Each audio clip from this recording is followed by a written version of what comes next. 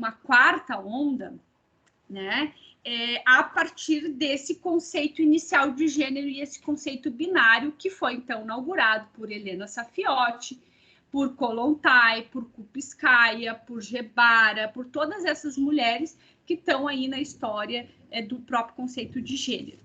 As pessoas, as colegas pós-coloniais ou decoloniais, vivem dizendo assim, né, nos debates que a gente faz, o conceito de gênero não dá mais conta. Sim, concordo, não dá mais conta para explicar as relações de gênero na sociedade contemporânea.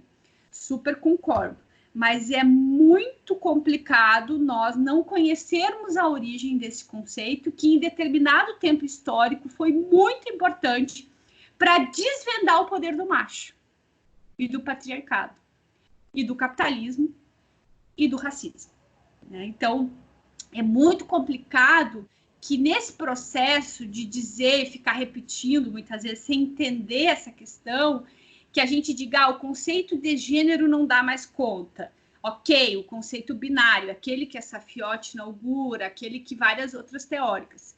Mas foi exatamente esse conceito que serviu como categoria de luta, de resistência das mulheres num período muito, muito difícil da história brasileira, que serviu para desvendar o poder do macho. Então, isso é muito importante que a gente fixe nessa aula de hoje, que a gente tenha como convicção disso, né? A gente pode discutir o conceito de gênero, a gente pode discordar dos conceitos de gênero. Eu acho que a Butler ela é melhor nisso, eu acho que a Collins é melhor nisso. Não, mas a Angela Davis é mais avançada. A gente pode fazer N discussões, mas a gente não pode deixar de entender que esse conceito de gênero fundado, tudo bem que no binarismo ainda, ele foi muito importante e é ainda muito importante. Nós não podemos abandonar ele, em hipótese alguma, tá? Essa é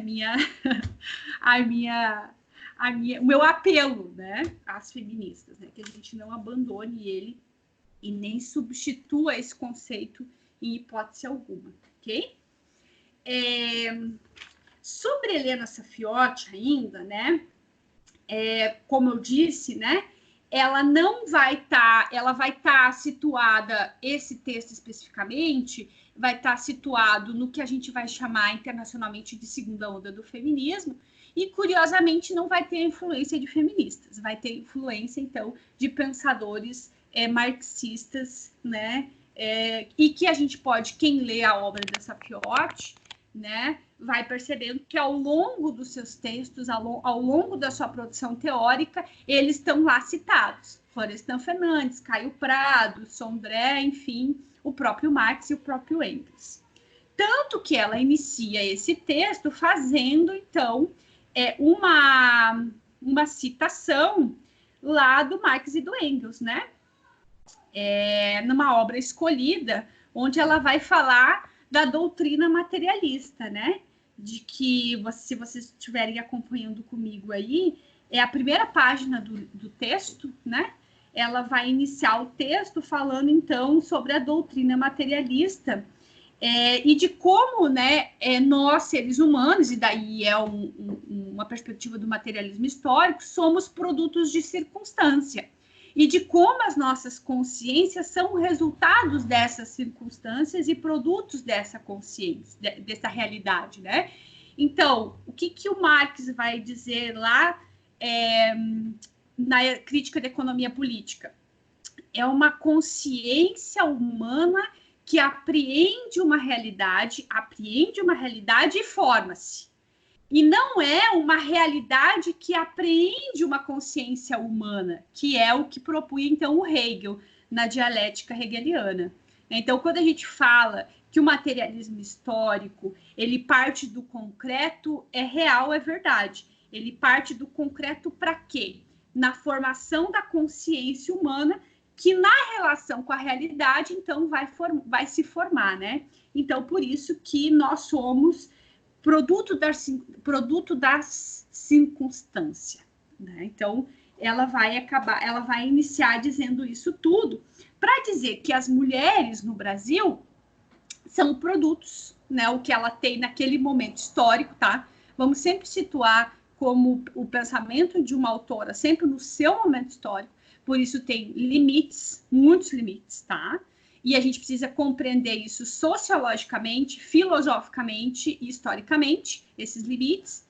E por que ela usou isso tudo? Para dizer que, olha, o conceito de mulheres tem também o resultado de suas circunstâncias, ok? Nós somos mulheres, a mulher brasileira, que é a principal obra, é mulher brasileira numa sociedade escravocrata, racista e patriarcal e capitalista, né? Então, esse é o conceito de mulher, tá? Por isso tudo ela abre para dizer isso para a gente nos meados do texto que segue, então, até a página 61. Meninas, sobre essa parte de Helena Saffioti, tá tudo ok, assim? Alguma questão? Alguém quer falar? Perguntar? Ok, vamos lá, então. A segunda parte da aula, eu dividi o seguinte. Eu não sei se a gente vai ter tempo para isso, tá? Mas eu preparei aqui. Eu preparei. O texto vão ter 6 pontos, né? A Helena Saffioti vai dividir o texto em 6 grandes pontos, né? O primeiro ponto é que ela vai tratar dos papéis sociais, os papéis sociais atribuídos. Olha que interessante, ela não está falando papéis sociais de gênero. Vocês se deram conta disso? Ela não está falando de gênero. Em momento algum ela está falando de gênero aqui. Ela vai falar dos papéis sociais atribuídos aos sexos, tá? Ou seja, nesse momento também ela é muito criticada. Ela é binarista, ela só vai falar de homem e mulher. Sim, ela é binarista, ela vai falar só de homem e mulher. É isso mesmo. Porque ela está no momento histórico, num contexto histórico, né? Onde é isso que apresenta para ela. Então, e não esquecendo também que a Saffioti é uma estudiosa de mulheres da cidade. Ela vai estudar as operárias de São Paulo. Então, ela não está em outro contexto que não é o contexto do operariado. E talvez por isso, e daí aqui é uma reflexão minha, não tem nenhum dado teórico, não tem nenhum texto que diga isso, aquela ideia materialista de que a minha cabeça pensa onde os meus pés pisam, ou seja, o contexto levou, então, Helena Saffioti a buscar nos conceitos de classe, de raça e de capitalismo algumas explicações para os estudos que ela vai fazendo no Brasil nesse período, tá bem? Então, Helena Saffioti, eu não tive o prazer de conhecê-la, porque quando eu tinha 10 anos ela morreu, né? Ela morreu na década de 80, mas quem teve o prazer de conhecê-la disse que ela era uma mulher super simples e, apesar de uma grande contribuição para os estudos da sociologia de gênero e para a sociologia do trabalho, ela era uma pessoa muito generosa, né? Então, como eu disse, ela vai dividir, então, esse texto em 6 partes, né? Em seis momentos.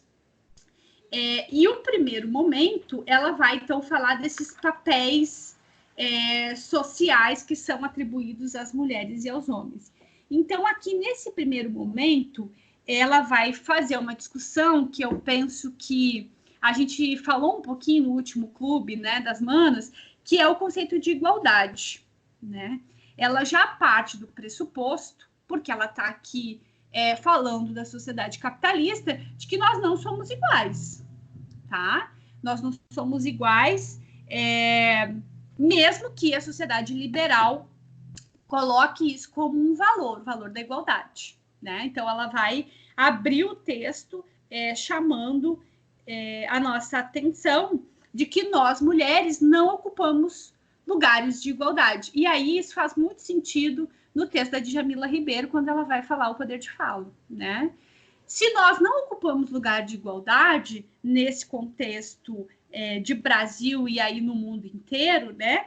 Enfim, a gente vai ter uma identidade de mulher, né, que vai estar distorcida, né, ou atribuída a nós do ponto de vista do conceito do conceito capitalista de família, né? Então, as mulheres como estão exploradas, e daí no caso das mulheres negras a gente pode dizer triplamente, mas no caso aqui são as mulheres operárias, e ela não está fazendo um recorte específico aqui de raça, mas as mulheres aqui seriam então exploradas duplamente. Por que elas seriam exploradas duplamente? Elas seriam exploradas pelo capitalismo e pelo patriarcado, que não é só um regime de que coloca os homens no centro. Não, o patriarcado também é um regime de homens que explora mulheres e que também explora homens, tá? Por isso que lá no capítulo 5º ela vai falar que homens também exploram homens, tá? Então isso é muito importante. Então, nesse primeiro momento aqui, ela vai falar desses papéis, então, que são atribuídos a nós mulheres, que somos o sexo frágil, né? E aí é uma coisa interessante que ela vai falar da amamentação em determinado momento do texto, que nós mulheres comemos menos que os meninos e por isso nós somos mais frágeis, né? Porque se tem uma compreensão nessa sociedade patriarcal de que há uma relação entre o que eu penso e o meu útero, simbiosamente. Os machistas acham que nós mulheres somos incapazes, muitas vezes, porque nós engravidamos. Né? Eles acham que tem uma relação direta entre o meu cérebro e o meu útero. Né? Eu sempre brinco, né? Que não, esses sujeitos não entenderam nada do sétimo ano da escola, onde se estuda aparelho reprodutor, né? E ao que ele está vinculado, e não ao que, de fato, eles imaginam. Então, esses papéis sociais que são atribuídos às mulheres são papéis que vão estar, então, no campo do cuidado, da educação, né? Da educação, da residência, Safiotti vai dizer isso, né? Por isso que não se questiona a mulher do lar, não se questiona o serviço doméstico. O serviço doméstico só vai ser questionado quando a sociedade brasileira capitalista vai entender ele como forma de exploração do sistema capitalista, né? Quando a própria Helena Safiotti, em outro texto que se chama Identidade de Classe das Mulheres no Brasil, vai falar, não, peraí, Marx, o trabalho doméstico ele cria valor sim na sociedade capitalista. Então, mas nesse primeiro momento de atribuições de papéis sociais, o trabalho doméstico ele não é estranho às mulheres. Pelo contrário, ele é algo destinado naturalmente às mulheres. Porque também para os machistas de plantão, acham que nós, mulheres, nascemos predestinadas a lavar louça, né, a cuidar dos filhos, né, e a fazer todo o trabalho doméstico sem questionar. Afinal de contas, é a nossa escola, né, a escola das mulheres. A Safiotti vai dizer, nós nos tornamos mulheres à medida que nós vamos nos educando na nossa própria casa, né, enfim, logo mais depois no mercado de trabalho. Olá. Alguém fala?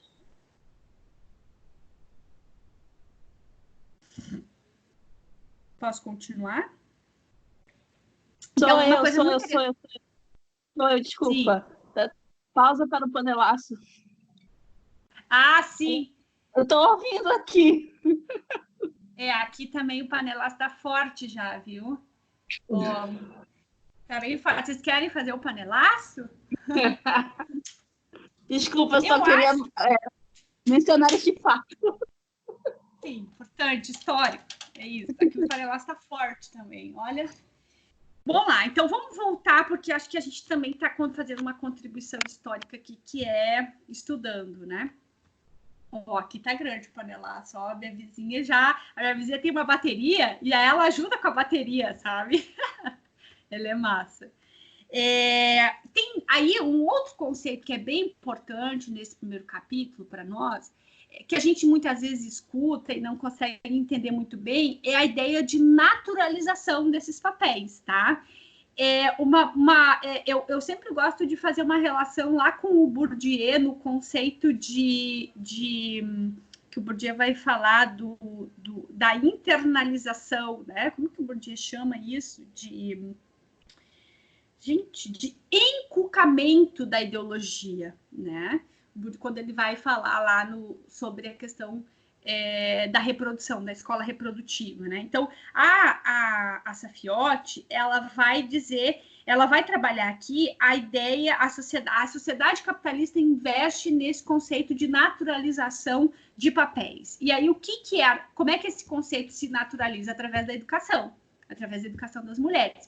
Então, é muito natural que nós encontremos mulheres ainda hoje que não achem problema fazer todo o trabalho doméstico, trabalhar, cuidar dos filhos, ir na reunião da escola, né? Porque, afinal de contas, a sociedade capitalista e patriarcal investiu muito na inculcação desse conceito de naturalização dos papéis sociais das mulheres e dos homens, né? Dos homens, porque os homens também vão ter um papel atribuído a eles e eles vão precisar cumprir com esse papel. E quando eles não conseguem cumprir com esse papel, eles também vão ser altamente taxados, né?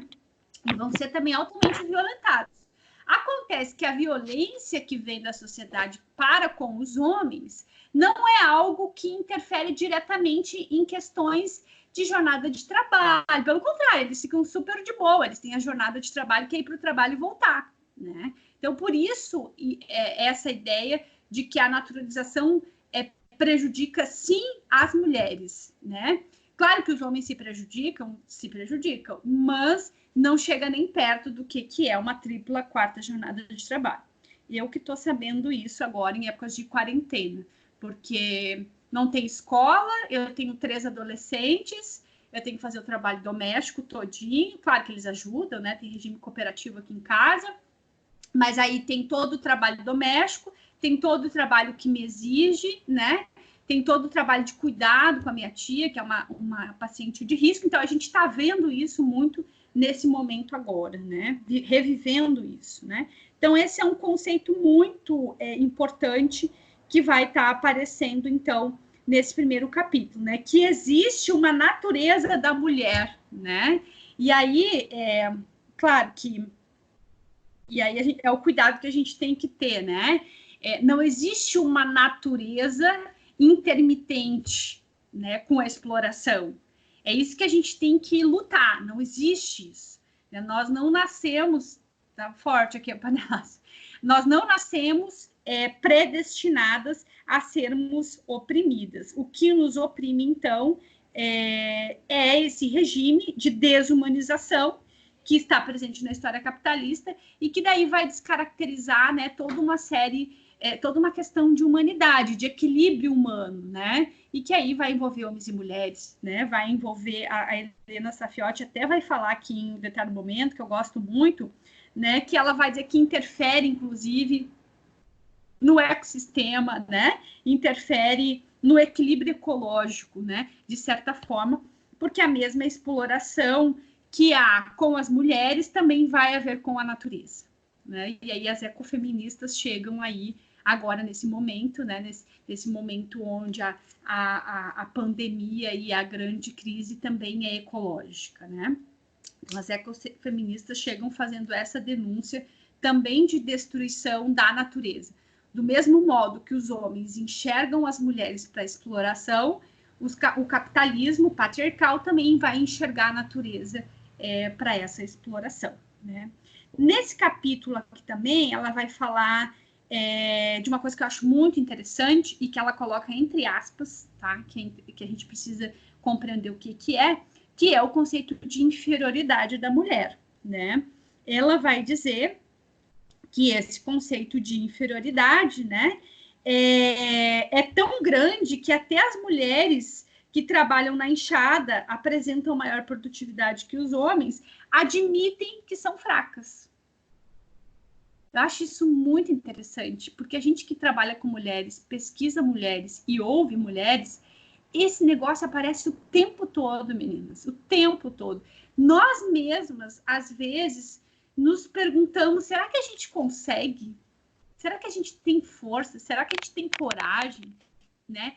Então, esse conceito de inferioridade que foi naturalizado por essa sociedade, vai aqui, a Saffioti vai dizer, vai ser admitido por nós e pela sociedade como sendo de fraqueza, né? Então, as mulheres são sujeitos mais fracos, né, que os homens. E aí a gente vai ver isso, né, nas guerras mundiais, né, nas grandes guerras mundiais, nas mulheres africanas. Eu estou terminando de ler aqui um texto, nem sei onde está, são todos que estão aqui espalhados, né, sobre a história de uma nigeriana, né, as alegrias da maternidade, onde a gente percebe, né, que esse conceito de inferioridade das mulheres negras é muito forte, onde elas não conseguem, mais do que as mulheres brancas, pelo seu lugar de privilégio, não conseguem ter a vida na própria mão, né? Nem nós conseguimos. Olha a mulher do Gugu Liberato, né? Agora tem que estar brigando para dizer que foi mulher do cara, né? Porque deixou toda a fortuna na mão dele, né? Nunca se preocupou em fazer um contrato lá de casamento. Então, assim, as mulheres, em geral, elas estão internalizadas nessa ideia de que nós somos seres inferiores e, afinal de contas, os homens vão resolver tudo mesmo, né? Os homens vão abrir a conta no banco, os homens vão fazer as transações bancárias e tudo mais. Quantas mulheres eu conheço em situação de violência que não tem sua vida econômica nas suas mãos, né? E com isso, então, traz a ideia, e quantas mulheres eu escuto que dizem que, não, mas é que eu nunca aprendi a fazer isso, eu sempre fui muito fraca, né? Nunca consegui lidar com dinheiro. Então, isso é uma questão que essa Safiotti traz e é muito interessante. Então, essa ideia de inferioridade está ligada a essa naturalização, né? Do conceito de fraqueza da mulher. Aqui, como esse texto é tão bom, né? Mas eu quero passar, porque já vai se dar 15 minutos, a gente se comprometeu em uma aula, 1 hora de fala e depois 30 minutos para discutir, né? E eu estou só no capítulo 1º. Tem uma coisa que é muito interessante, que atualmente fez surgir um postcard aí, né? E isso, vocês percebam que é um texto bem das antigas, que é essa ideia de que se naturalizou, então, que o papel da mulher é em casa, né? E aí, com as questões lá da Michelle Temer, saiu aquele post, não sei se vocês lembram, bonita do lar, linda, bonita e do lar, uma coisa assim, não lembro muito, bela e recatada e do lar, né? Então, esse estereótipo está ligado, então, a essa ideia de inferiorização das mulheres, né? De que para nós cabe, então, que lugar de mulher é em casa. E aí as feministas vêm e dizem, não, lugar de mulher é onde ela quiser, né? O nosso lugar é na luta por igualdade social, né? Isso é o feminismo, né? Do ponto de vista que eu, professora Rita, milito, estudo e acredito, né? Então, não, lugar de mulher é onde ela quiser. Mas para essa sociedade que inferioriza as mulheres, lugar de mulher é em casa, né? É em casa, fazendo comida, lavando roupa, etc. e tal, né? Cuidando da educação dos filhos. Então, nesse sentido, né?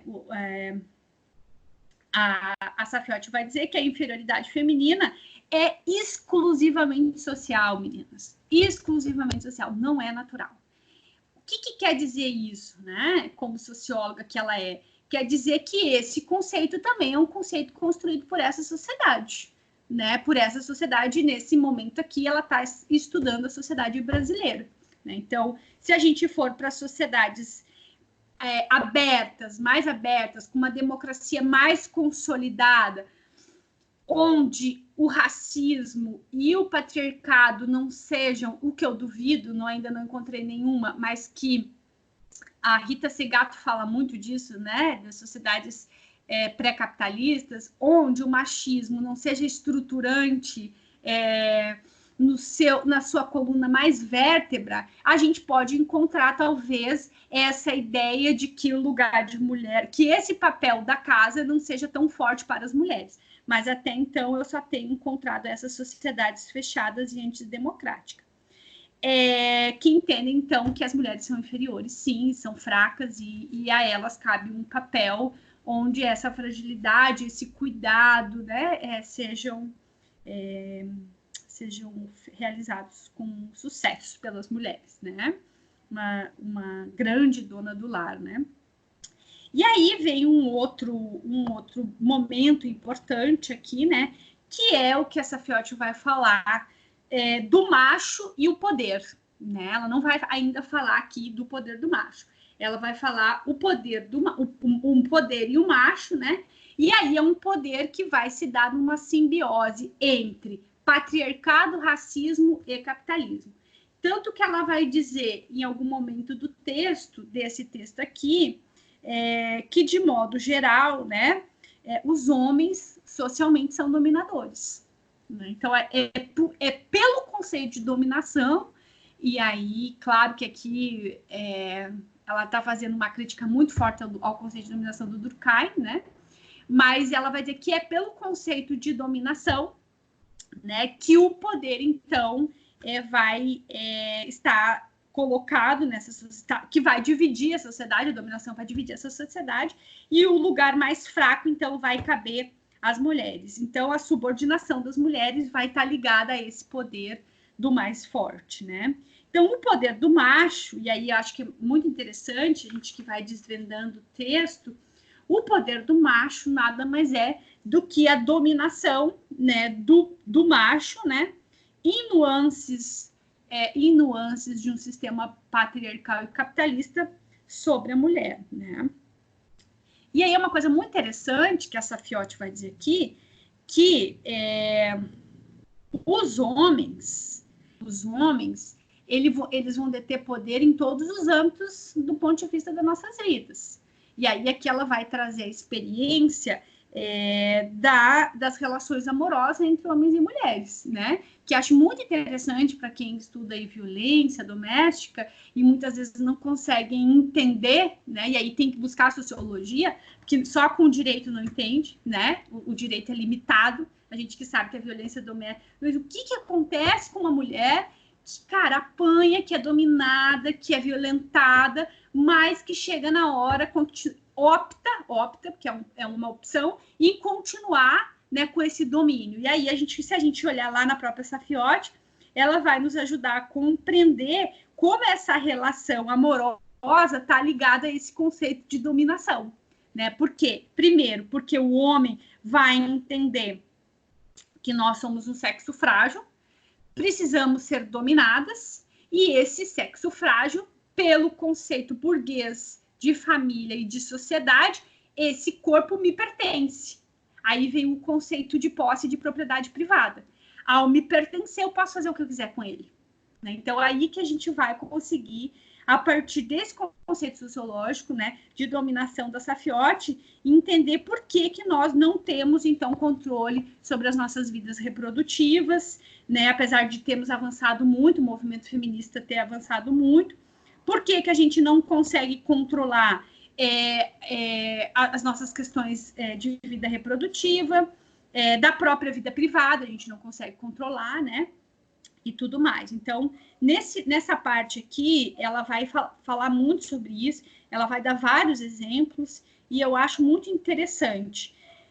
E finalizando esse capítulo, ela vai falar o poder versus prazer, né? E o versus aqui, ele tá itálico, e ele também tá entre aspas, né? Por que ele tá em itálico e por que tá entre aspas? Porque ela vai dizer novamente aqui que os homens exercem, então, esse poder de dominação, se comportando, então, como donos desse corpo que, segundo eles, e o patriarcado pertence, né? E aí a gente vai poder... E aí, a partir disso, a gente consegue ponderar algumas coisas. Aqui ela vai trazer duas questões bem interessantes. A primeira ponderação é que há milhares de estupros ocorrendo diariamente na sociedade brasileira, né? O último estudo a cada 5 minutos uma mulher é estuprada, né? Acho que esse é o último estudo, se eu não me engano, um último mapa da violência, né? E a gente não consegue explicar por que tanta violência, né? E a segunda ponderação é a relação amorosa, as relações amorosas estáveis, legais ou consensuais, no seio da quais o estupro é algo normal. Então, isso é uma outra coisa muito maluca, né, meninas? Que se a gente entende que uma relação amorosa é recíproca e tem que ter, né, o consenso dos dois, não há estupro só quando há atos de violência física. Há estupro quando a mulher diz não, mesmo que para si, e é forçada, então, a essa relação social, essa relação amorosa, sexual com o seu companheiro, né? Então, a Safiotti aqui vai falar para a gente que o estupro também se dá nas relações consensuais amorosas, né? Em casamentos, em namoros. Quantas de nós aqui não conhecem mulheres, ou até nossas mães, enfim, minha avó, né, que tinha que estar bem à noite para servir o meu avô, né? Ela cansou de dizer isso. E quando eu disse para ela que ela era estuprada, ela ficou assim, apavorada. Como assim eu era estuprada, né? A minha avó passou, né, mais de 35 anos na vida dela, na maioria das vezes sendo estuprada, e não sabia, né? E quando eu falei isso para ela, ela levou um choque. Ela ficou dias sem falar comigo, inclusive. E eu, claro, super compreendo ela, entendo, né? Porque isso foi tão naturalizado que coitada, né? Enfim, não sei nem como... depois foi difícil de continuar conduzindo com ela essa questão, né? Enfim, então essa questão do versus é por conta de que o prazer também sempre foi algo de dominação e sempre teve ligado ao pênis, ela vai falar aqui. E aí eu vou me lembrar do texto da Beauvoir, que ela vai dizer o seguinte, ó, olha, homens, que ela era muito assim, né? Olha, homens, é o seguinte, nós não temos inveja do que vocês têm no meio das pernas. O que a gente tem de vocês, daquilo que vocês têm no meio das pernas, é medo, né? Porque vocês exercem um poder a partir de ter um pênis. O homem que nasce nessa sociedade, ele já nasce com esse poder, que é o poder do pênis. Mas o que nós, mulheres, aqui estamos dizendo para o mundo é que a nossa inveja em relação ao sexo e a vocês é a liberdade que esse pênis traz a vocês. E que nós, mulheres, não temos, porque nós nascemos com vagina. E aí a Beauvoir vai falar, no segundo capítulo do segundo volume, né, que o quanto é difícil nascer com uma vagina.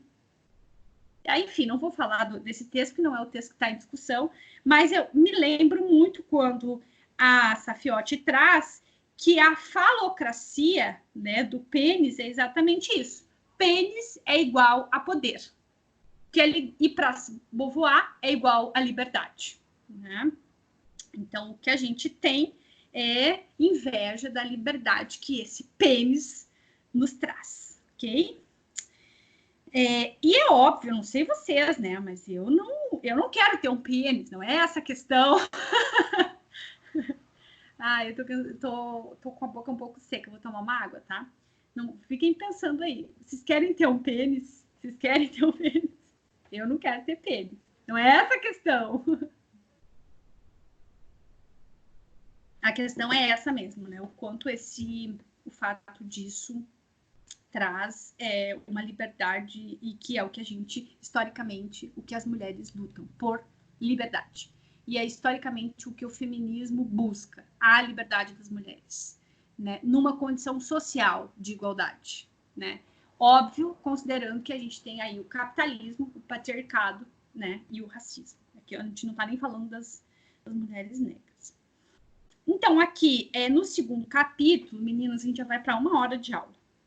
No segundo capítulo, a Safiotti vai falar, buenas, para que serve, então, a quem serve essa dominação da mulher pelo homem? A quem serve, né? E ela vai dizer aqui que serve ao regime, ao sistema, só serve a ele, né? A mais ninguém. Porque também,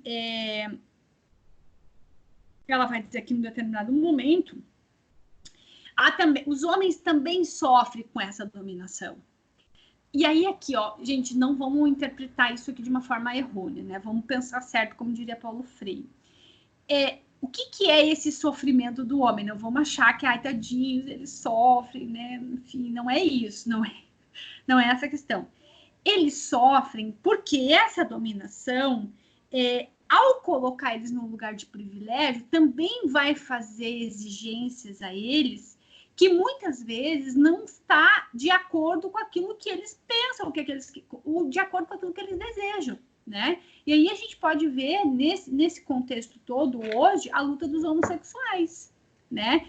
Quando para eles é atribuído o poder do macho, né? Então a gente vai perceber que à medida que o conceito de gênero também vai se alargando e as questões de sexualidade, né, que vão surgir com o Freud, mas depois algumas grandes outras feministas vão trazer isso, como a Beauvoir, a gente vai percebendo que a sociedade patriarcal também vai inferiorizar, né, tudo isso que não está vinculado, então, com esse poder do macho patriarcal, de uma família burguesa, né, enfim, tá bem?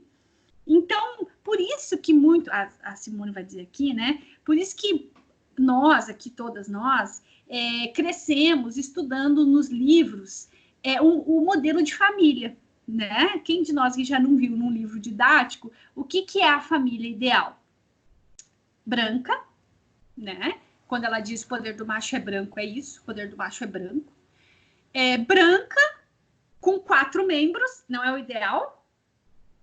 A mãe, o pai, o menino e a menina, né? Então a gente vai crescer nessa sociedade onde vai figurar-se um conceito de família, né?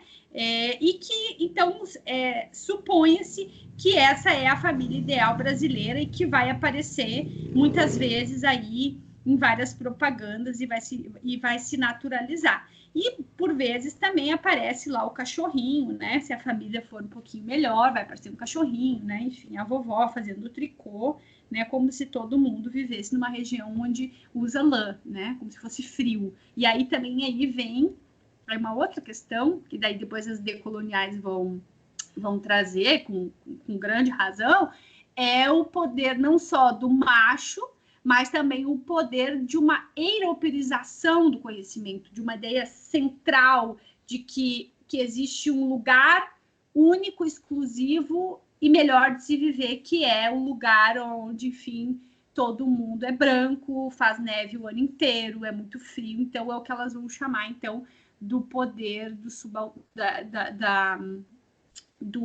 o poder do centro para as margens, né?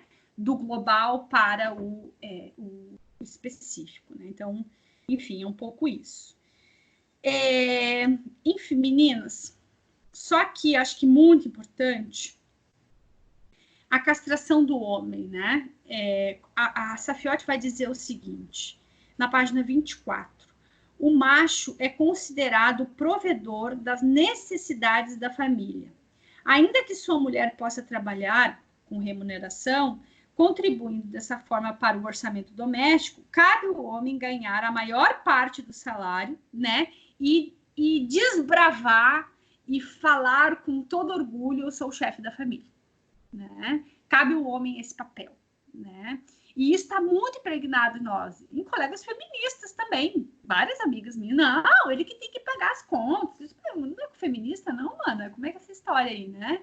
Não, ele que tem que determinar aqui as coisas. Então, para vocês perceberem que esse papel ainda está muito atribuído aos homens, né? E a gente não consegue, aí é um limite das feministas, muitas vezes tocar nessas questões, que são questões práticas do dia a dia e que reconfiguram relações de poder do macho, né?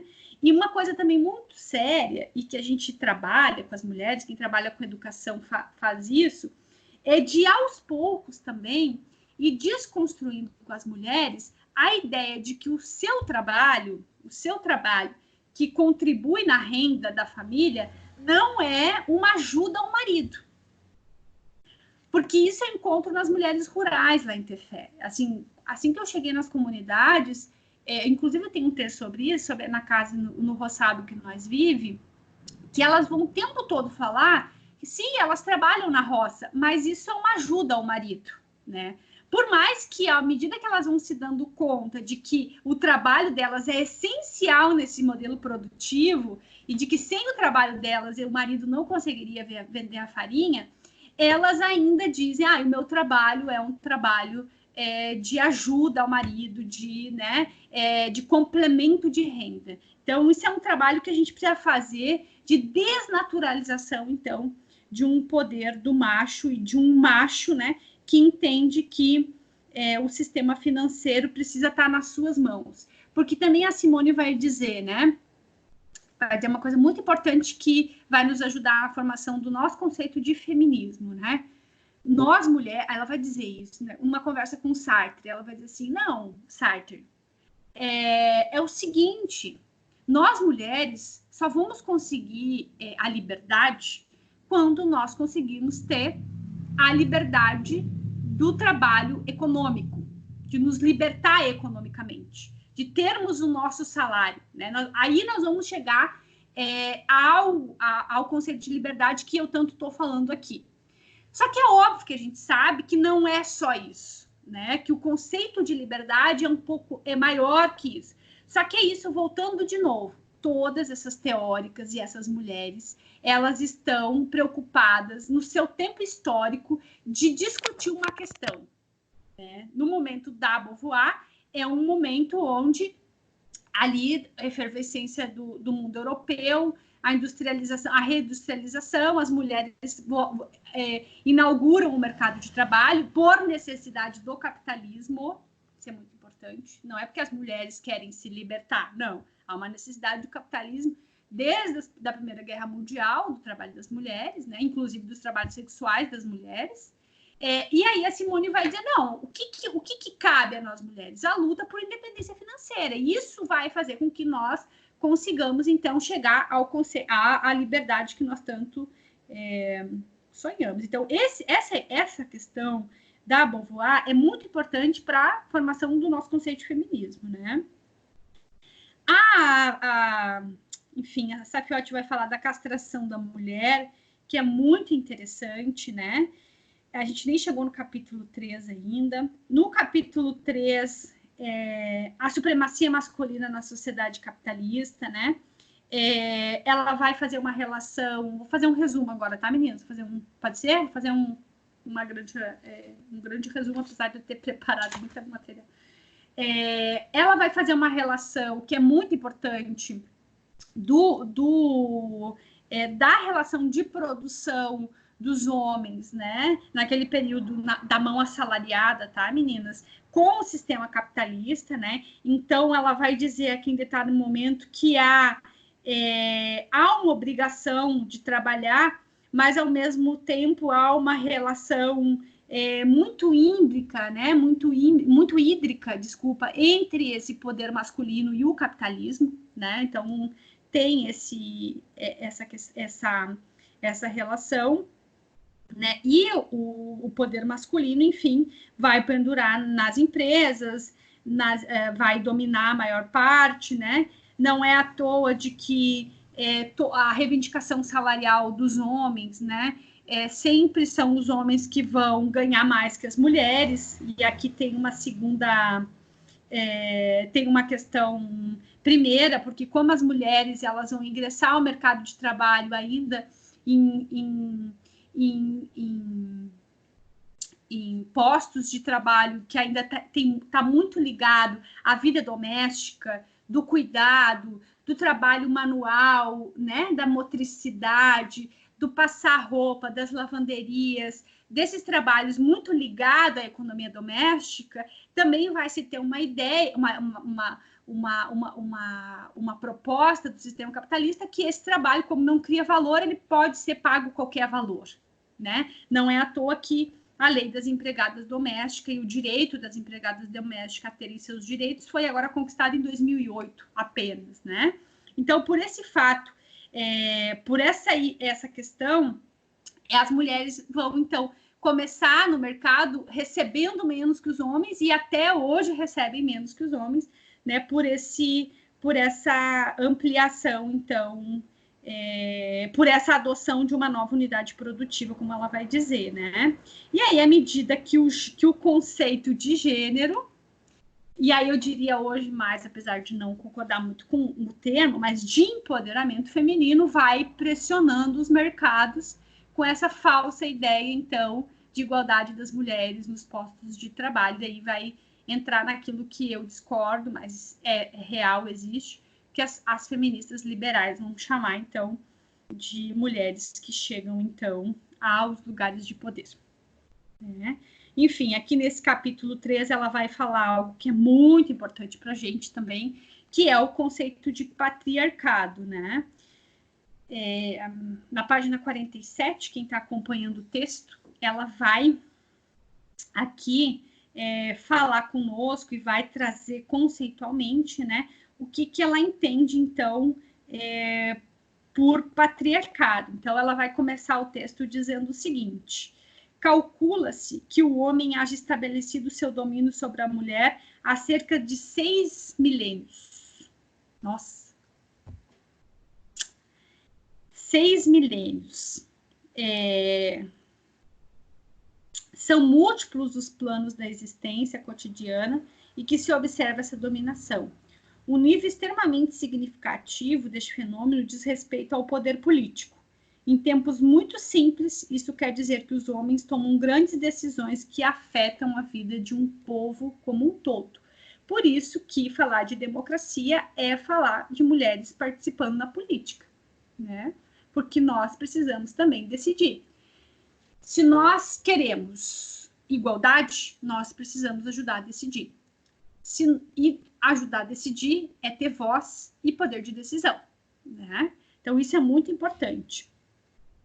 Então, a partir disso, dessa ideia de que nós pouco estamos nesses lugares de decisão e pouco falamos, é que o patriarcado acha o seu lugar mais conveniente, né? E aí a gente olha com os nossos olhos, esses aqui que nós temos, algumas com óculos, agora que a gente está assistindo bastante televisão e vendo congresso e vendo tudo, né? O quanto na linha de frente desse país, mesmo na saúde pública, onde essa função do cuidado, né, da saúde, da família é da mulher, na linha de frente decisória, no espaço de decisão, quem é que estão? Os homens. Então, por esse motivo, o patriarcado nessa sociedade, ele se mantém firme e forte, né? E aí a gente percebe também que essa mesma situação, ela vai se dar também em movimentos de esquerda. E aí aqui eu posso até mexer com algumas aqui, né? A Helena Sarfiotti vai dizer que os lugares mais escrotos de um machismo mais veemente, como ela fala, são os sindicatos, são os partidos políticos e são os movimentos que têm, na sua maioria, os homens. Por isso que o movimento feminista, parte do movimento feminista, tá? O movimento que eu me organizo, eu milito, e o feminismo que eu defende que o movimento feminista precisa ser o espaço das mulheres, onde elas possam decidir, onde elas possam falar e onde elas possam ser ouvidas, né? Em algum momento aqui, a Helena Sarfiotti também vai dizer sobre o conceito de patriarcado, a irritabilidade dos homens e da impaciência dos homens em nos escutar. Isso é verdade, a gente conversou isso no último clube também, né? Porque os homens, eles não suportam nos escutar, eles não suportam, na verdade, ter que dividir a fala, ter que dividir o poder da fala, porque o poder da fala no espaço de decisão política, ele nos igualiza, né? Ele nos torna horizontais, né? E isso os homens, num sistema patriarcal, ele não nos permite, inclusive nos partidos de esquerda, inclusive nos movimentos de esquerda, inclusive em movimentos que se dizem, inclusive, pró-feministas, né? Onde, inclusive, outras mulheres não conseguem escutar outras mulheres, porque, afinal de contas, eu sou doutora, eu estudei em Harvard, eu estudei aquilo, e essa aí só é uma mulher que mora ali na periferia e está apanhando de novo do marido. Eu já cansei de ver colegas que fazem isso, né? Então, o patriarcado, ele é muito forte, né? E ele está nesses espaços. E ele se propaga exatamente porque a gente não consegue fazer a mudança e o Paulo Freire fala de uma reutopia, né? A gente não consegue reinventar esse poder. A gente não consegue mexer com esse poder, porque esse poder é estruturante, assim como o capitalismo e assim como o racismo. Ele faz parte dessa sociedade. No momento que a gente conseguir mexer nisso, a gente vai começar a fazer revoluções, né? Então, ela vai fazer agora uma grande explanação muito boa sobre a questão racial no Brasil. Ela vai entrar na página 29, nas classes sociais, né? Ela vai entrar no momento que ela vai falar dessa simbiose entre patriarcado, racismo e capitalismo, na página 60, né? Se vocês estiverem me acompanhando aí, onde essa Fiote vai conseguir, numa linguagem muito tranquila, muito para iniciantes, explicar para a gente como é que se dá essa simbiose, né? Não é uma forma com bastante profundidade, mas ela consegue explicar para a gente, né? Numa linguagem muito tranquila, né? Como que vai se dar isso desde a Grécia, enfim, e dos processos de capitalismo e pré-capitalismo. E ela vai terminar esse texto com uma pergunta, com um capítulo pergunta. E ela vai falar das contradições liberais do capitalismo, né? O capitalismo em si é contraditório, né? E aí, por isso que eu, professora Rita, acredito que não há um feminismo liberal, porque em si isso é contraditório, a partir muito dessa influência da Helena Safiotti, né? E por último, não tão importante, como a gente está resumindo aqui, ela vai terminar com um capítulo pergunta, né? Ela vai terminar com um capítulo pergunta. Eu lembro que na último encontro das Manas de Manaus, a Fernanda também terminou com essa inquietação, né? Mas, afinal de contas, estudando tudo isso, vendo que loucura, né? São 6 milhões de anos dominadas. A gente ainda está longe de alcançar esse lugar de igualdade e só a luta feminista vai nos ajudar.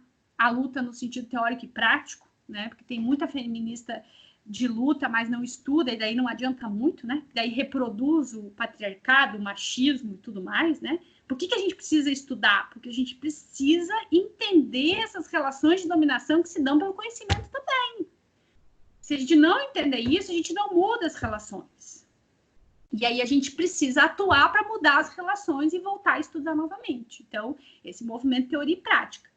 Nesse movimento teoria e prática, que é muito o viés do feminismo, o que é o feminismo, ela vai terminar com um capítulo pergunta, que foi muito ao encontro da inquietação da Fernanda no último encontro, sobre, manas, diante de tudo isso que eu falei aqui, 1h e 15 minutos, dessa simbiose entre algo que é estrutural, que naturaliza essas relações através de uma educação sexista, e aí a gente tem que lutar por uma educação libertária das mulheres.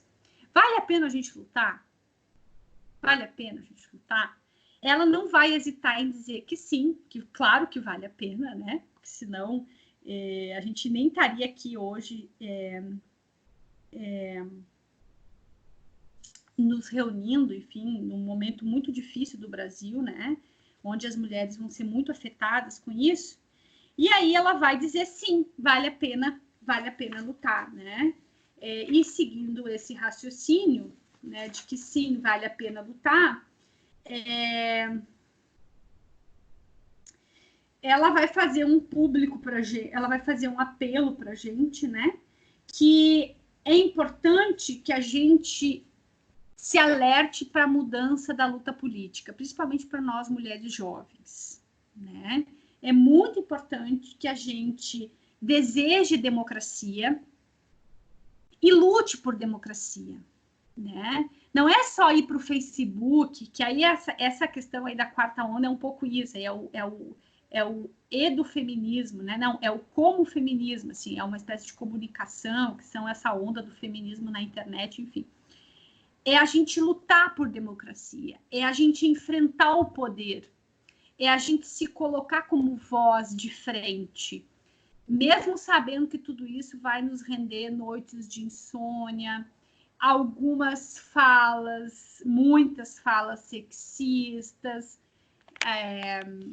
que vão denegrir a nossa moral, que vão atacar a nossa sexualidade, porque todas as mulheres que ousam falar publicamente, politicamente, são atacadas no seu âmbito geral da sua vida privada, né? Vejamos o que foi que aconteceu com a Dilma, nossa presidenta eleita, né? Mas que a gente não desista disso. Ela diz isso, a gente não pode desistir da democracia.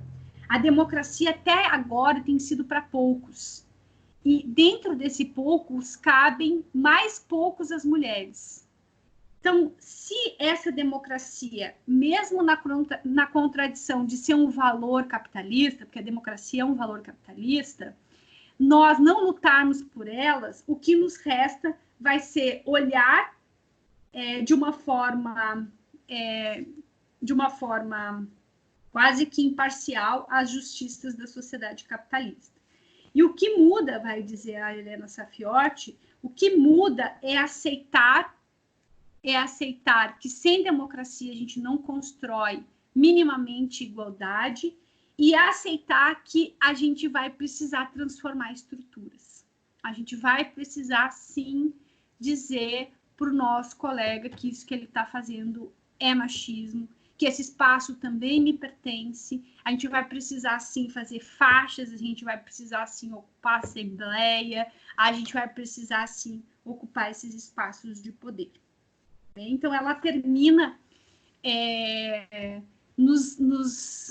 de certa forma, nos indicando por que a gente precisa continuar lutando diante desses 6 milhões de anos aí de dominação masculina. Tá bem? Meninas, eu falei 1h20. Eu peço desculpa por atropelar algumas coisas, mas a gente está aqui aprendendo também, isso para mim está sendo muito novo. Eu vou dizer que eu gostei, assim, ver vocês quietinhos é difícil, porque numa aula, geralmente, é um momento que a gente possa se abraçar, se olhar, rir juntas, trocar afetos, esse momento de 1h20 ia para 3 horas, né? Mas está sendo muito legal essa experiência, e eu acho que agora, eu acho não, né, Fernanda e Yane, vamos abrir os microfones, talvez a gente vá fazendo uma inscrição. E é isso, meninas. Obrigada aí pelo esse tempo de escuta.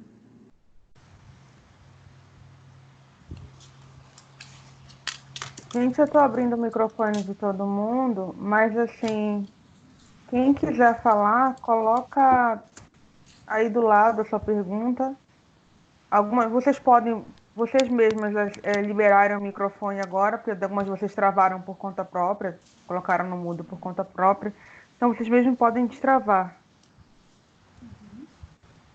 Quem quiser falar, né? Quem não quiser falar, continua com o microfone mudinho, para não atrapalhar, assim, Rita, Rita, eu não estou vendo você.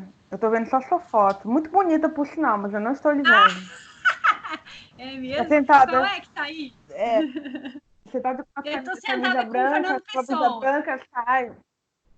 Eu não sei, eu não tô vendo a pessoa. Você tá sentada com uma estátua. Eu tô sentada com o Fernando Pessoa, lá em Lisboa. Tô bem mal acompanhada, né, gurias? Tá bem. Que estranho, mas eu tô aqui. Vocês estão me vendo? Algumas eu tenho até vejo, assim, o movimento. Eu não vejo. Agora, eu não sei mas por quê. a minha imagem também tá travada. Eu também não te vejo, Eu vejo você, Anne. Tá lindo esses cabelos cor-de-rosa. E amei. Obrigada. Enfim, manas, vamos... Ninguém, mas tá bom. Vamos tentar, então, ver quem quer começar, se alguém tem alguma pergunta, né? Agora eu vou escutá-las. Discordar de algo que eu tenha falado, acho que é importantíssimo. Gente, se vocês quiserem falar, só destravar o microfone de vocês. Eu vou colocar o meu de novo no mudo, porque eu não tenho nenhuma pergunta para fazer por enquanto. Tá? Pode falar? Pode? Uhum. Gente, boa noite. Eu me chamo Tabata. Rita, gratidão aí pela aula, muito inspiradora. Eu confesso que eu não consegui ler até o final, eu fui só até a página 70 e poucas, não deu tempo, né? Mas, assim, uma coisa que me intrigou bastante, desculpa esse barulho, tá, gente? É que tá caindo uma chuvada aqui e eu tô no lugar mais silencioso da casa. O que me deixou bastante, assim, intrigada foi essa questão binária mesmo, né, de como ela colocava ali, aí, sei logo falando isso no começo, já me acalmou também um pouco o coração, assim, né. E aí, pensando nisso, eu também vi essa questão de quanto que toda essa repressão no universo tanto do trabalho quanto, né, dos acessos assim que o capitalismo ele acaba proporcionando assim somente para uma classe dominante também afeta os homens, né? E quando ela fala assim que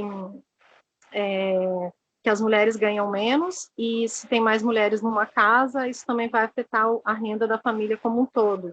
Então, quanto os homens eles são prejudicados também por essas repressões, né? Esse é só um dos exemplos que ela vai dando ao longo, né, de todo o texto, assim. E aí eu fiquei intrigada com duas coisas, assim.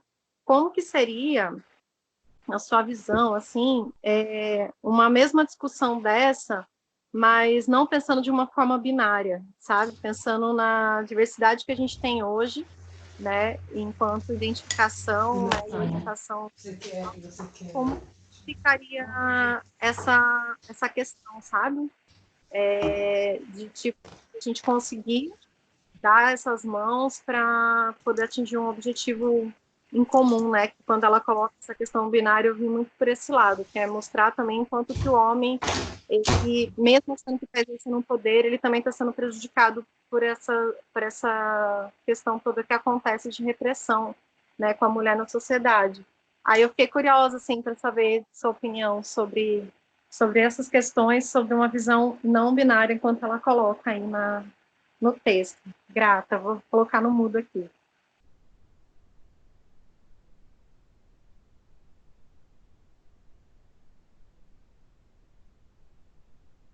Mais alguém? A gente pode fazer uma rodadinha com 3 questões e depois a gente abre e depois faz mais uma rodada com 3. Eu acho que eu quero. Eu também. Tá, então uma fala Pode. primeiro, depois a outra. Ok. Quem falou primeiro? Eu nem sei quem falou. Deixa sua vez, pode ir. Tá, Marília, que uma parte que o texto falou, que eu achei legal, interessante, que eu nunca tinha parado para prestar atenção, é a da falocracia que ela diz, que você disse sobre a inveja do pênis. Assim, eu faço psicanálise e o psicanalista vive falando sobre essa questão de pênis comigo. E eu acho meio bizarro, mas assim, é uma ciência que eu não tenho muito conhecimento, assim, de estudo, né? Eu sou só quem está recebendo, quem está fazendo a sessão. E sobre essa questão de inveja de pênis, né? Que é imposta ou estabelecida que a gente deveria ter inveja de pênis. Eu acho isso uma coisa que eu gostei do texto, que eu nunca tinha visto antes, essa menção dela fazer essa associação e o revés da questão do homem, né, que também é prejudicado por esse mito tanto quanto a mulher, né? Essa é mais uma observação, isso não é uma pergunta, que eu gostei bastante do texto. É isso. Certo, Maria. Agora alguém queria falar também quem era? Não era eu, mas eu posso falar? Eliomara. Eleomara queria falar? Sim. Fala, meu. Eu achei interessante. Eliomara, Tefé, tudo bem aí? Boa noite, aqui está chovendo, como disse a Tabata. Vamos ver se eu consigo terminar essa aula hoje. Então, a parte que eu queria destacar aí, o livro ele é maravilhoso, né? Mas é sobre essa questão da ajuda. Quando eu fiz o meu primeiro trabalho de iniciação científica, em 2011, eu fiz com mulheres agricultoras lá na Agrovila, né? Aqui em Tefé. E o que a gente via muito, o que eu vi muito nessa pesquisa, foi que as mulheres, apesar delas fazerem todo o roçado, elas sempre viam o trabalho dela como uma ajuda, né? E aí, quando eu li essa parte de que sempre que a atividade de alguém se configurar como ajuda, a responsabilidade é do outro, né? Aí ela vê como que a gente tem que fazer uma mudança de postura, que isso não é uma ajuda, isso é uma partilha, né? Partilha de trabalhos, eu achei interessante.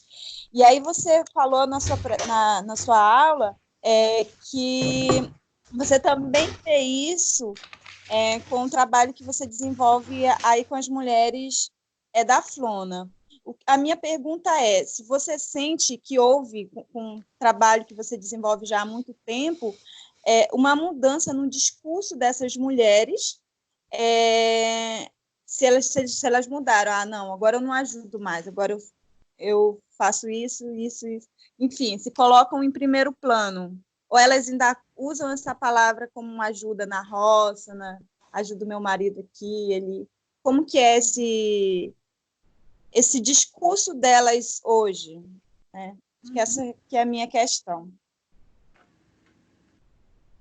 Tá ótimo. Então, a gente faz assim, não vou encarar isso como resposta, mas como uma troca de ideias, porque a maioria de vocês aqui, principalmente as três que falaram comigo, são companheiras que também estudam e também têm suas pesquisas e também têm suas opiniões. E, então, eu vou falar aqui do ponto de vista do como a Safiotti encara isso e, em algum momento, como eu vejo isso, tá? Começando pela questão que tu levantaste, Tava. Sim, é bem importante que a gente entenda que ela está escrevendo esse texto num momento de retomada do movimento feminista no Brasil, na década de 80, e num momento onde o conceito de gênero ainda era o conceito que se reduzia na relação sexual entre homens e mulheres. Como eu disse, ela não tem influência de grandes teóricas como Simone, como Berta, como Beth, ela não tem essa influência, ela vai ter influência dos intelectuais homens marxistas. Então, essa discussão de gênero fica muito prejudicada, tá? Então, isso é bem importante. Tanto que ela não fala do conceito de gênero. Ela fala de papéis, atribuídos, ela fala de homem, de mulher, mas o conceito de gênero, ela não dá conta e também não era uma intenção dela falar sobre gênero. A intenção dela era falar sobre o poder do macho, desvendar o que é esse poder do macho na sociedade capitalista, patriarcal e racista, né? Então é óbvio que aqui ainda ela está falando muito homem e mulher, né? E essa percepção que a Safiotti tem nos estudos com mulheres operárias, né? De como que se dá essa dominação do macho, do homem, né? O poder do macho, né? Nas relações de trabalho com as mulheres, né? Então, olhando para o que é o conceito de gênero hoje, que inclui uma diversidade, né? De gêneros, né? Então, a gente vai encontrar hoje, atualmente, não o conceito de feminismo, mas de feminismos, tanto que esse curso ele está dividido em 5 aulas. A gente vai começar discutindo um pouco o que é o feminismo no Brasil, que mulher é essa que a gente que a gente tem aí, que historicamente nós temos como resultado, né? A segunda aula é sobre feminismo marxista, as feministas marxistas, né? Nós temos a terceira aula, a gente socializou a ementa, sobre o feminismo negro. Nós temos a quarta aula, que tá ali como feminismo decolonial e feminismo pós-colonial, mas na verdade é feminismo cultural e feminismo decolonial, né? Depois a gente vai fazer essa mudança aí, que foi um erro ali de organizar. Porque aí a gente percebe que a gente vai ter, só no campo de estudo de gênero com feministas, uma diversidade imensa de feminismos, né? E aí, do ponto de vista do gênero, do conceito de gênero, uma diversidade muito grande, digamos assim, muito grande e redundante, de outros gêneros, né? Seguindo o que a Safiotti nos diz, como que eu vejo isso, né? À medida que eu aumento os espaços democráticos de discussão, eu aumento a possibilidade de mudança dessa realidade, né? Então, quanto mais sujeitos históricos que representam esses gêneros estarem presentes nessa discussão, porque tu chega a falar, né, como é que a gente pode levar essa discussão para além, né, desse binarismo, quanto mais esses sujeitos, mais as lésbicas, mais os homossexuais, mais os trans, mais esses sujeitos que envolvem esse conceito que é bem amplo, onde participarem de discussões e terem discussões como essa, mais a gente vai conseguir encontrar um caminho comum, com coisas incomuns, né? Porque também não dá para a gente botar tudo num balaio de gato e dizer que é a mesma coisa, que não é, né? Então, assim, eu vejo desse seguinte jeito, Tabata, ampliar os espaços democraticamente. E aí isso também vai exigir que quem participe desses espaços também façam buscas outras que não é só naquele momento ali, quem já participou de uma assembleia LGBTI+, sabe que nos espaços de LGBTI a gente tem o poder do macho lá, é um horror, né? E que as mulheres nesses espaços também são silenciadas e que as mulheres negras mais ainda. Então, assim, como é que eu vejo? Eu acho que é na linha que a Safiotti aponta mesmo. É ampliar democraticamente os espaços, né? Com uma participação, de fato, que converge para esse tema. Por exemplo, o que a gente precisa discutir hoje mundialmente, né? O que a gente precisa discutir hoje? Como é que a gente pode hoje, nós feministas, estarmos desconectadas com essa grande questão que é a pandemia, né? Então, como é que nós, ampliando esses espaços, a gente converge num tema central, né? E tem que ser democrático, assim, tem que ser democrático. Confesso para vocês que eu não tenho muita paciência com algumas coisas, tá? Mas eu também estou no processo, eu também sou contraditória, eu também preciso, muitas vezes, parar e fazer uma reflexão e dizer, não, realmente tem que ter, né? E é um desafio para todas nós. Por isso que nós somos um movimento feminista, né? Onde, quando aquela ali tá meio desistindo, tá sem paciência, a outra chega lá e diz, não, peraí, vamos juntas, te acalma, né? Quem sabe vamos por aqui, né? Não é um processo fácil, porque imagina, são muitos anos de dominação masculina, onde a gente só entendia que o que valia era o poder do macho. Então, agora, com essa questão muito diversificada, a gente se perde, sim, nessa dominação masculina. Eu já participei de vários espaços, inclusive com mulheres, que o poder do macho... porque o deputado veio aqui falar. Então, assim, a gente se contradiz e a gente precisa estar juntas nesse processo de ampliação da democracia nos espaços, né? Bom, a Marília falou, né? Eles adoram, né, fazer uma alusão a Freud, mas aqui a Safiotti está falando da falocracia no sentido do conceito social, tá? Da relação com o pênis, o poder e o macho, né? O que a Eliomara perguntou é interessantíssimo, né? Há 6 anos atrás, até se eu escrevesse esse texto de novo, eu ia ter muitos outros resultados.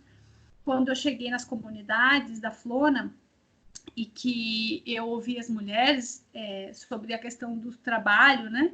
E elas me diziam que o que elas faziam era ajudar o marido na roça. E que o trabalho delas mesmo era o de casa, era muito interessante isso. Não, a gente ajuda a professora ali na roça, a gente fica até o meio-dia lá, mas aí quando a gente chega em casa é o trabalho mesmo da gente, né? E aí eu pergunto, mas aí o que ele faz quando ele chega contigo? Porque ele chega junto, né? O companheiro chega junto da roça, eles vão muito cedo e voltam. Ah, não, ele vai jogar futebol, ele vai ficar esperando eu fazer a comida, né? Enfim. Então, essa era uma realidade muito, muito presente. Hoje, claro, discursivamente já mudou, sim, o discurso delas é outro, né? A mudança de relação se deu em alguns momentos, assim, em alguns processos, né? Hoje eu vejo os homens que estão ajudando, no conceito de ajuda, tá? Mas, enfim, que estão com as mulheres no processo de agroecologia e da feira, né? Então, hoje eu vejo os homens que vão com as suas companheiras e que não é só uma mudança do discurso, é uma mudança de postura, porque eles entenderam que essa relação precisa se igualitar, né? Então, assim, é muito interessante ver isso. Como é que eu vejo isso muito concretamente? Quando acontece a feira com as mulheres lá na UEA, que elas participam enquanto comunidades, e é uma feira das mulheres, e os companheiros maridos estão ali ao lado, ajudando a carregar, ajudando a buscar, e ali no final, quando elas pegam o dinheiro na mão, e elas estão contando, mexendo, eu acho isso fantástico, assim, né? Porque é uma mudança de relação muito grande, que elas estão ali contando o dinheiro e dizendo para mim, olha, por exemplo, esse mês, eu estou aqui com o relatório da feira, por exemplo, a dona Beth está levando R$230 para casa, e ela diz, professora, isso é mais que o meu Bolsa Família. O marido escuta e diz assim, vai dar para a gente fazer as compras do mês. É uma mudança de relação muito grande, entende? E para mim isso não é só discurso, isso é prática. Isso é mudança de postura. E é com isso que eu tenho apostado em trabalhar, sabe? Não só, claro que são 7 anos de educação, de formação com elas, de discussão, de processo, né? Mas é nisso que eu aposto, né? E como eu trabalho para transformação, eu acho muito interessante. Aí eu posso ficar dando vários exemplos aqui em relação a essas mudanças de postura, que não é só de discurso, né? Porque o discurso também começa a mudar à medida que elas também vão ocupando os espaços de poder, né? Nós tínhamos um conselho deliberador da Flona de Tefé, onde só tinha uma mulher em 2012, e hoje nós temos um conselho que é paritário. Vejam essa aí, escutem bem. Paritário, metade homem, metade mulher. Isso é feminismo, meninas? Não, não é feminismo. Assim, no conceito de luta, não. Mas isso é um passo muito importante, muito importante. A gente pode abrir agora para mais 3 questões. Quem quer falar? Eu não sei se eu poderia falar? Quem? Claro, quem? Eu? Aqui é a Jamile. Jamile, fale lá. Então, eu só queria, aproveitando que acho que foi a Marília que falou, se eu estiver errado. Anny, teu cabelo tá legal mesmo, eu tô vendo você agora. Né? Tá Bom, eu acho que foi a Marília que falou sobre a questão da falocracia, né? E eu acho bem legal, porque isso conversa muito também com uma ideia que eu tive conhecimento através do Derrida. Eu não sei se é ele que criou essa palavra, mas ele constrói dentro da filosofia construtivista, né, que é da onde ele constrói uma ideia de um neologismo que ele chama de falogocentrismo, que é associar a ideia de razão à ideia de você ter um pênis. Então, a racionalidade universal que deve ser perseguida é a racionalidade universal do homem, do macho. E aí, eu achei muito legal, ela falou isso, sei lá, na década de 60, né? O Derrida escreveu um pouco depois, mas, assim, como que esses conhecimentos, eles percorrem áreas completamente distintas. Ela está na sociologia, ele está na filosofia construtivista, o cara é europeu, né? Ele tem dupla nacionalidade, ele é de uma colônia também, eu não lembro agora qual é. Mas ele fala dessa palavra, falogocentrismo, que seria a mistura do falocentrismo, que é o foco no homem, com a palavra logocentrismo, que tem a ver com razão. né? Então, a razão da humanidade estaria fixada num ser humano macho. Isso não é uma pergunta, mas eu achei interessante falar porque me veio à mente por conta dessa menção da Marília. E, Rita, muito obrigada, foi sensacional. Eu não pude acompanhar tudo, dei umas travadas aqui, mas eu adorei. Obrigada. De nada, querida. Alguém mais, meninas? Eu, Dessana. Oi, Dessana, tudo bem? Oi, professora, tudo bem? Logo no início, você falou sobre o direito, né? Que a gente não consegue entender o direito só pelo direito, a gente precisa da sociologia, que é fundamental. E, assim, quando a gente estuda o histórico dos institutos de direito, direito civil, enfim, tudo, a gente vê que ele é extremamente patriarcal, que ele é um reflexo justamente de tudo que você falou, racista, enfim, patriarcal, tudo mesmo, né? Como que a gente pode, não sei, bloquear esse tipo só, assim, com muita luta social, mas desconstruir todo esse arcabouço jurídico, né? Não faz muito tempo, eu lembro que comecei a fazer direito em 2000, aí foi 2000, 2005, 2005 eu me formei. E não fazia muito tempo que a mulher que abandonasse o lar, ela perdia todos os direitos, entendeu? Além dela apanhar, ela fugia, mas perdia todos os direitos, ou seja, ela tinha que continuar naquela situação de exploração, de violência, para não perder o direito aos filhos, aos bens que ela tinha adquirido, né? Muitas vezes fruto também do trabalho dela. E como é que a gente poderia fazer esse paralelo ou essa interdisciplinariedade, interseccionalidade, não sei qual seria o, o termo correto.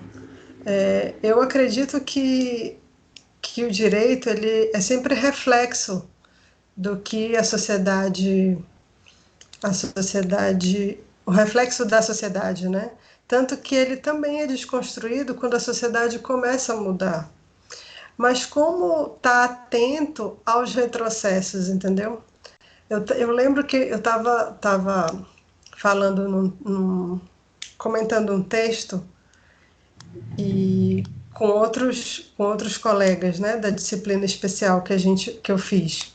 E aí a participação feminina, ela não necessariamente significa um progresso, porque nós temos mulheres que representam o retrocesso.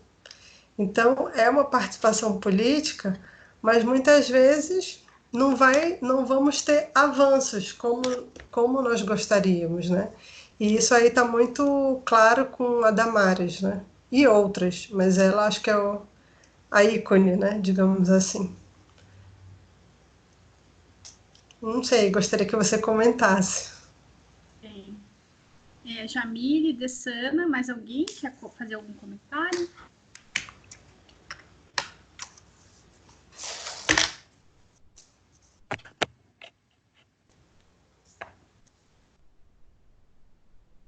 Nós temos 19 pessoas nas chamadas. Acho que a gente conseguiu dar conta do número, né? De inscritas. Quem faltou? Só uma pessoa, né? Pelo histórico aqui. Então, sim, já melhor. Rita? Isso. Oi. Fernanda, eu posso fazer uma pergunta? Claro, Fernanda. Tem um ponto que ela fala no livro, Safiotti, sobre como as mulheres.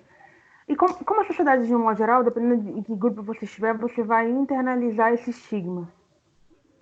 Você podia explicar para mim melhor como funciona essa internalização desse estigma e como a gente desconstrói ele, de maneira que ele não seja reproduzido por uma geração futura?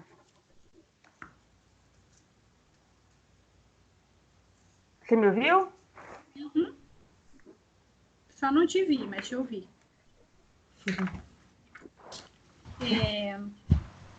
Sim, Jamile. Apesar desse texto aqui o que é o texto de 60 é o texto dela, para mim, o mais importante, né? Que é A Mulher na Sociedade Brasileira, que é o texto mais importante da Saffioti. Esse texto, O Poder do Macho, ele já é da década de 80, então ela também está ali junto com o Derrida, né? Ok, aí esclarecido. Ela também está aí nesse movimento internacional da filosofia da diferença, né? Derrida, Deleuze, Guattari e todos esses teóricos aí que são teóricos da escola de Frankfurt, né? Que vão propor aí um novo centrismo para o pensamento, né? E aí o Foucault também, né? Que não se centre na razão do homem como construtor da humanidade. Então, ela está também nesse movimento, mas ela não é influenciada, tá? Pelo Derrida e pela filosofia da diferença.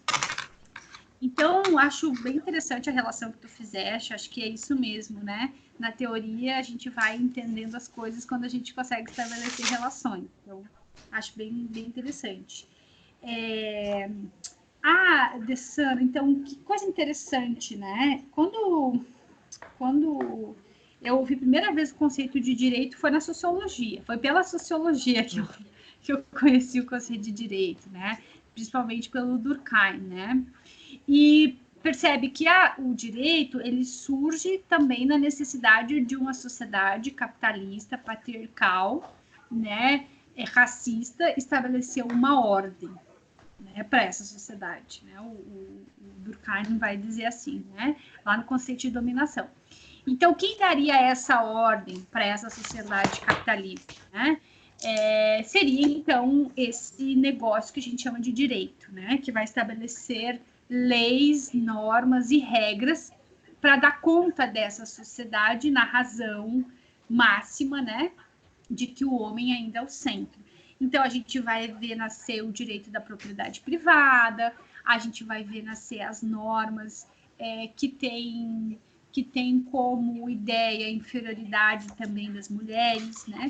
Por isso que vários direitos que a gente vai conquistar são direitos que muitas vezes, quase todos, não, eu diria que todos os direitos, sempre teve morte de mulheres, né? Marielle Franco, presente, né? Morre, né? Atualmente, no ano de 2018, né? Porque está ali lutando por direitos, né, humanos. Então, assim, a gente vai perceber que, do ponto de vista das mulheres, do direito das mulheres, esse direito instituído pela sociedade patriarcal, capitalista, é um direito que advoga, sim, para os homens, né? Ele está lá, tanto que é isso que vocês estão dizendo. Se eu não me engano, podem me corrigir, o direito ao divórcio nasce com as inglesas, né? Com o movimento sufragista, porque era isso mesmo, as mulheres elas tinham que suportar violências, suportar estupro, suportar uma série de coisas para não perder o direito aos filhos. Quem viu sufragistas, eu acho que lembra um pouco disso, assim, né? Os filhos eram retirados delas e eram doados para orfanatos e para outras pessoas. Você já imagina a perversidade desse negócio, né? E elas, então, tinham que suportar muito isso, né? Muito esse estado. E isso só foi conquistado com morte de mulheres, né? No Brasil, o direito ao divórcio veio só nos anos 70.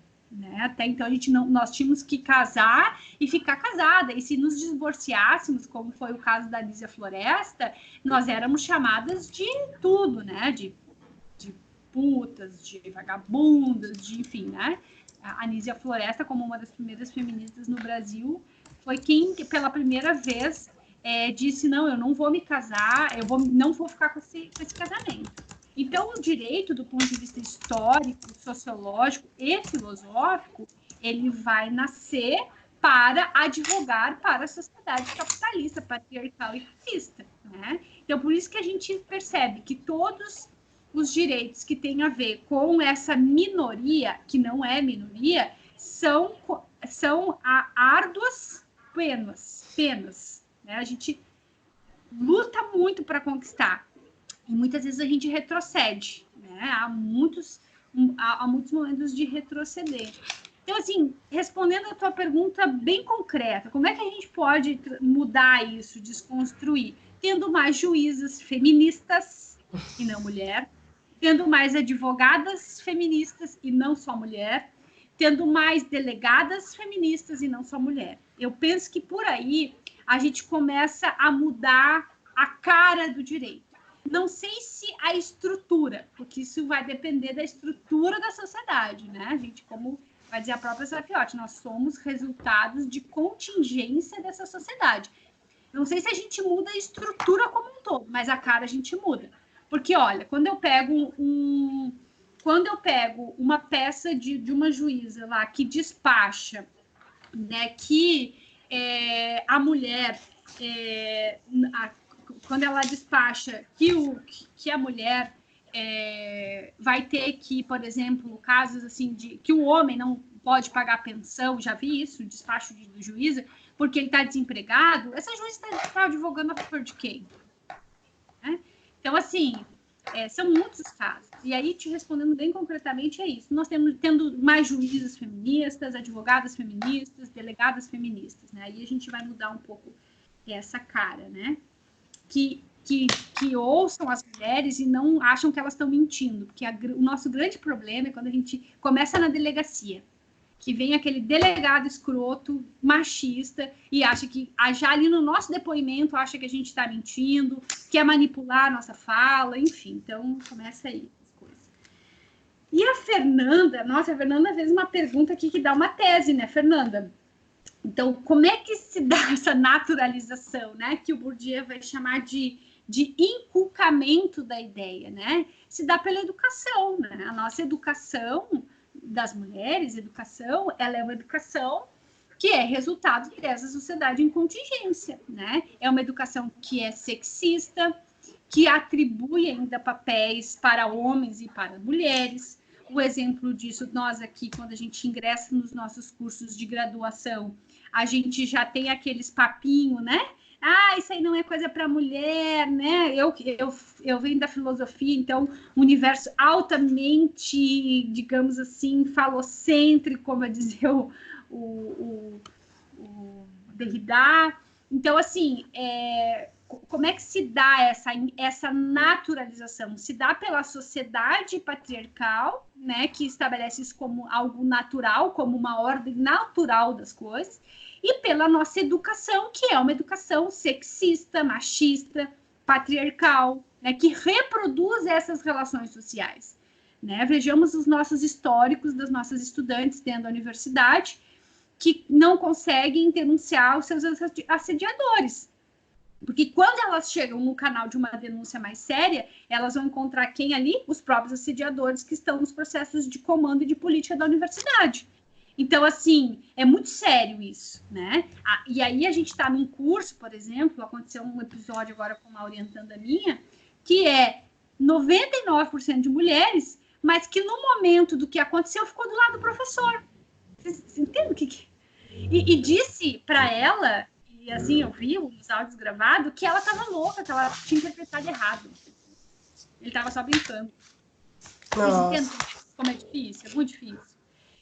É muito difícil. A educação, ela ajuda a inculcar esse processo de dominação masculina, né? De desacreditar nas mulheres. Não, essa aí tá falando mentira, ela sempre entende errado, ela acha problema em tudo que a gente fala, enfim. E aí vem os comentários dos professores nos grupos que são os mais horrorosos possíveis. E como é que a gente desconstrói? Bom, não é bolo de receita, tá, meninas? Estou falando como eu enxergo as coisas e como que eu faço isso numa educação feminista. Como é que eu penso que a gente tem que desconstruir esse processo? Aí, muito baseado na Chiayo, que é uma mexicana que eu gosto muito, que é construirmos uma educação feminista, feita por feministas. Né? Aí a gente tem a possibilidade de desconstrução desse processo que foi naturalizado pela sociedade e pela própria educação que é uma educação de classe, branca, patriarcal, capitalista, né, e racista. Então, eu acho que o caminho é a gente construir uma educação feminista. Eu penso que o Clube das Manas é uma experiência muito nesse sentido, né, da gente construir essa educação feminista, de mulheres e feministas, né, vários outros espaços, né, que a gente vai fazendo por aí, e, enfim, é isso. Sobre educação feminista é uma outra aula, tá? Mas, enfim, é isso que eu penso. Professora, você pode repetir o nome da autora? Por favor. Da mexicana. Da Ixaio. Eu posso mandar o texto, Pedagogia Feminista, se vocês quiserem. Tá? Ele está em espanhol. Ele está em espanhol, mas é um texto teórico, tá? É um texto acadêmico. Então, só para dizer isso, assim. E aí, lá ela vai trabalhar. E tem um texto também de uma colega aqui da Federal de Pelotas e da Sorientanda, que escreveu no primeiro volume dos estudos feministas que eu organizo, que é um texto chamado Por uma Educação Feminista. Então, por uma pedagogia feminista. Então, eu vou também socializar esse texto que está sobre o meu domínio, né? Para vocês no grupo, que eu acho que é bem interessante. Ok. Tá ótimo. Meninas, a princípio, a nossa próxima aula é na próxima terça, né? Isso? Uhum. Os textos da próxima aula feminismo marxista, né? Esses textos, eles não têm online, tá? Eles têm, eu acho que a Fernanda já disponibilizou para vocês o endereço do Google, isso? E esses textos, eles estão lá na pasta do Google. Acho que um texto só tem online, não sei, tá? Mas os textos das próximas aulas, eles estão na pasta do Google. Ok? Rita, mas só tem uma que o outro seria o que está na bibliografia complementar, eu não mandei os outros, Fernanda. Mandei só um. Mandou, só que você colocou só um na aula e você colocou o resto como complementar. Uhum. Mas aí, como eles não têm Mas Rita, tanto o complementar quanto a bibliografia básica estão lá no Drive. Você colocou como texto base o texto Feminismo e Marxismo, apontamentos teóricos políticos para o enfrentamento das desigualdades sociais, da Mirla Cisne. Isso, da Mirla. Outros textos dela estão na bibliografia complementar e tem um link lá.